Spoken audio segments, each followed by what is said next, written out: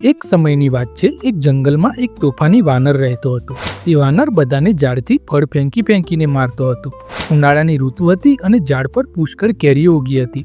વાંદરો આંબાનો રસ ચૂસતો, બધા ઝાડની આસપાસ ફરતો હતો અને ખૂબ જ મજા કરતો હતો। ઉપરથી બેસીને તે નીચે આવતા જતા પ્રાણીઓ પર કેરી ફેંકતો અને ખૂબ હસતો।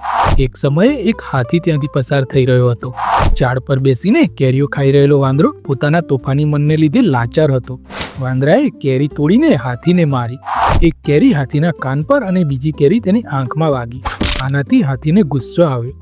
તેણે પોતાનું થડ ઊંચું કર્યું અને વાંદરાને ગુસ્સાથી ગળે લગાડ્યો અને કહ્યું કે આજે હું તને મારી નાખીશ, તું બધાને પરેશાન કરે છે।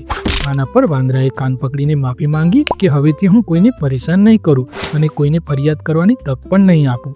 જ્યારે વાંદરાએ વારંવાર માફી માંગી અને રડ્યો ત્યારે હાથીને દયા આવી અને તેને વાંદરાને છોડી દીધો। થોડા સમય પછી બંને ગાઢ મિત્ર બની ગયા। હવે વાંદરો તેના મિત્રને ફળો તોડીને ખવડાવે છે અને બંને મિત્રો આખા જંગલમાં ફરતા રહે છે। તો મિત્રો, આ વાર્તા આપણને એ શીખવે છે કે કોઈને હેરાન ન કરવું જોઈએ, તેના ખરાબ પરિણામો મળે છે।